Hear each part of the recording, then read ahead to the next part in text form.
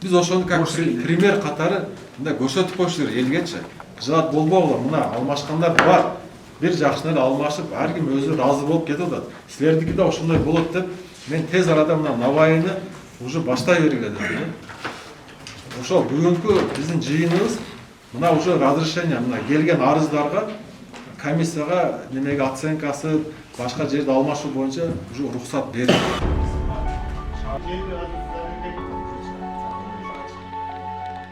Бүгүнкү күндө биз УМСке тапшырма берилгенде мына жер алмашуу компенсация боюнча тез арада списокты түзүп тизмени ушу элдердин талабын аткаруу боюнчачы. Бүгүнкү күндө мына ош шаарыбызда баарыбызга маалым болгондой Жеңишбек Шерматович өзү баш болуп мына жолдорду кеңейтүү, жолдорду ачуу боюнча, жолдорду оңдоо боюнча бир топ алгылыктуу жумуштар кетип атат. Биздин проекттер боюнча көчөлөрүбүз аябай оңдоп түзө турган көчөлөрүбүз көп, тротуарлар жок, ошо тротуарларды кеңейтүү, тротуарларды ачуу боюнча көчөлөрдү кыдырып, өзүбүздүн ар бир службалар биргеликте иш алып барып атабыз. Сөзсүз түрдө ошо элдердин чыгып кеткен мына заборлору бузулуп атат, жана темир тосмолору бузулуп атат. Анан көпчүлүгүндө ушундай суроолор пайда болуп атат. Эмнеге меники бузулуп атат? Мен кызыл китебим бар эле.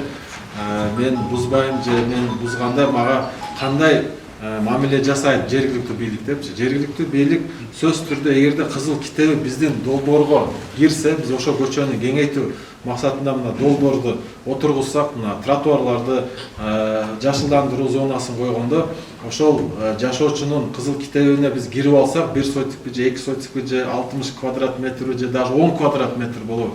Сөзсүз түрдө конституция боюнча алардын укугу корголот. Аларга биз жерди башка жерден алмашуу боюнча мына ишти жүргүзүп атат УМСтин кызматкерлери.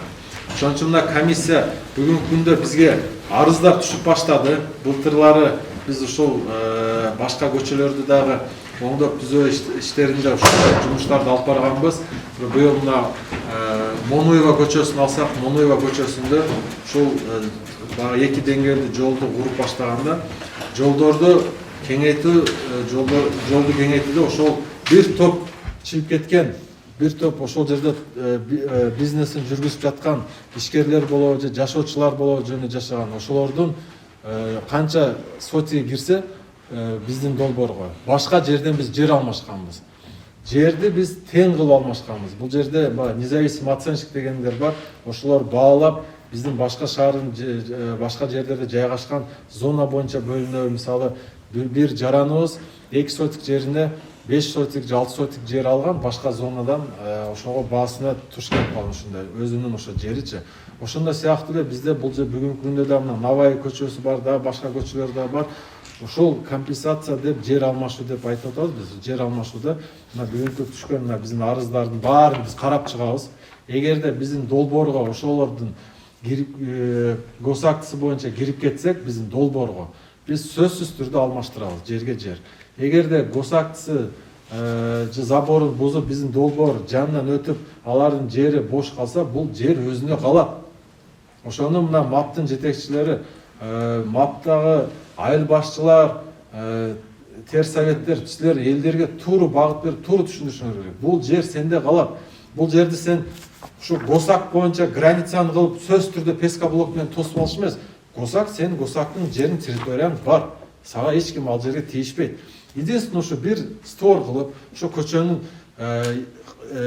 немеге бир келбетке келтирүү боюнча тегиз заборлорду куруу боюнча биз жылдырып атабыз сеникин. Сен ошо эртеге эле машинаңды коесуң өзүңүн жериңе, өзүң ошо госактысын ашып калган жериңе, эртеге эле 1-2 дарак эгип коесуң. Бул жер сага бирөө жарым сенен албайт ал жерди деп ушундай жакшы түшүндүрүш керек да элдергечи. Биздин долбоорго түшүп аткан жерди сөзсүз түрдө биз алмаштырып беребиз депчи. Азыркы күндө мына арыздарды балдар карап атат. Уже 10 арыздын жерин алмашуу боюнча процедура башталды. Элдер ыраазы болуп ошо жерге мен жеримди берем деген ошол жыйынтыктар чыгып атат. Ошону биз мына комиссия бүгүн карап, калган түшкөн арыздарга макулдук берип, ушу балдар ушу ишти алып кете берсин.